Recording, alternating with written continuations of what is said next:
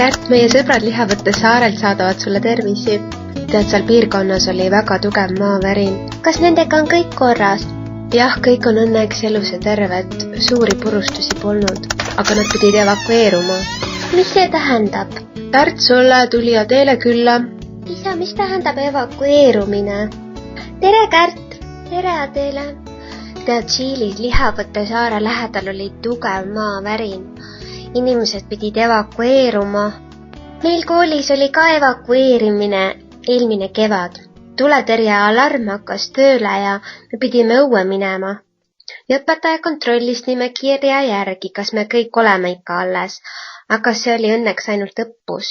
No Lihavõtte saarel oli üleujutuste oht ja inimesed pidid rannikualadelt lähtuma.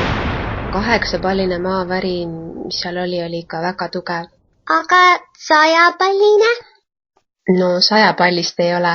50 aastat tagasi oli Tšiilis isegi 9-palline maavärin ja sellest tugevamat pole olnud mitte kunagi. Lapsed, kas te teate, mida peab tegema, kui on maavärin? Mina olen kuulnud, et peab minema laua alla. Ühes filmis läks perekond keldrisse. Maavärin ise ei tee haiget, vaid asjad, mis sulle peale kukuvad ja kokku varisevad. Jah, tuleb leida selline koht, kus sulle midagi peale ei saa kukkuda. Lauaalune sobib.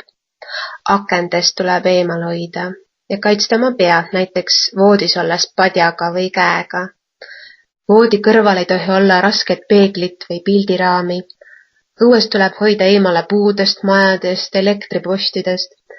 Igaks juhuks on kasulik teha hädaabipakk, kui sa peaksid näiteks keldris mitu päeva olema varjul. Üks hetk telefon heliseb. Me peaksime ka tegema oma hädaabipaki. Jah, teeme. Mis meil vaja läheb selleks? Isa, mis meil on vaja pakkida? Vett, pisut süüa, taskulamp, tikud, raadio. Taskulamp on olemas. Nii nunnu roosa. Kas ma võin mõne mänguasja ka pakkida?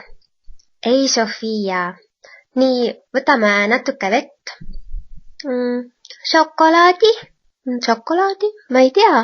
Jah, šokolaadi võib võtta küll, see annab energiat. Ja hambavalu ka. Hambari. Nii, mida veel? Kuivatatud puuvili, pähklid, küpsised. Konserve. Aga meil pole konserve, need pole eriti tervislikud. Me peame emale ütlema, et me mõne ikka varuksime. Raadio. Kas sul raadio on? Meil on muusikakeskus. Mul on lastelaulude CD-plaat, mis ma sain jõuluks. Patareidega raadiot on vaja, sest mis sa siis teed, kui elektrit ei ole? Siis sa ei saa ju seda kuulata. Õige, jah. Esmaabikomplekti on ka vaja. Me võiksime nüüd harjutada natukene. Mis sa mõtled, Sofia? No, et me oleme laua all ja sööme küpsiseid. Hea mõte, Sofia. Ja, olgu, lähme.